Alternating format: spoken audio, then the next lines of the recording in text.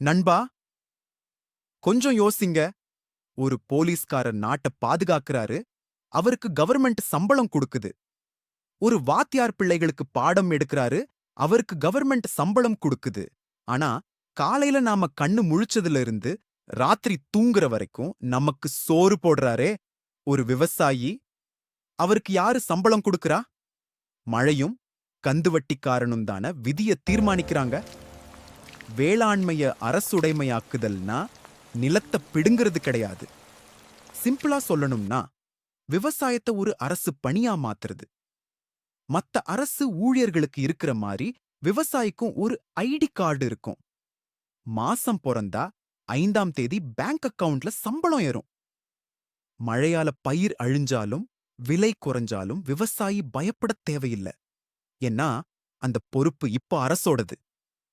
விவசாயிக்கு சம்பளம் குடுத்தா, நாம சாப்பிடுற பொருளோட விலை ஏறுமான்னு கேப்பீங்க. அதுதான் இல்ல. இப்போ தக்காளிய விவசாயி கிட்ட ரூ. 5க்கு வாங்கி, உங்ககிட்ட ரூ. 50க்கு விக்கிற இடைத்தரகர்கள் இருக்காங்க பாத்தீங்களா? அரசு நேரடியா கொள்முதல் செஞ்சு மக்களுக்கு விக்கும்போது காய்கறி விலை குறையும். விவசாயிக்கும் நிம்மதி, மக்களுக்கும் நிம்மதி. இப்போ இருக்கிற இளைஞங்க ஏன் விவசாயத்துக்கு வரமாட்டேங்கிறாங்க?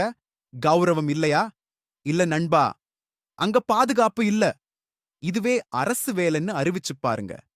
ஐடி கம்பெனிக்கும் வெளிநாட்டுக்கும் ஓடுற நம்ம பசங்க எல்லாம் நம்ம மண்ணுல நமக்கே அரசு வேலைன்னு ஓடி வருவாங்க.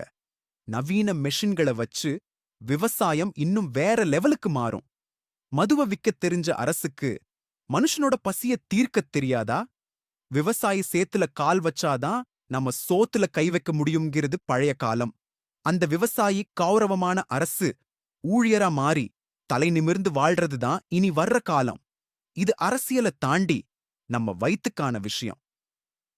இந்த கருத்து பிடிச்சிருந்தா வீடியோவ ஷேர் பண்ணுங்க. உங்க வீட்ல ஒரு விவசாயி இருந்தா அவரோட கஷ்டத்த கமெண்ட்ல சொல்லுங்க. நம்ம அறிவு பிச்சை சேனல சப்ஸ்கிரைப் பண்ணி 100 சப்ஸ்கிரைபர்ஸ் கொண்டு வர உதவி செய்யுங்க நண்பா.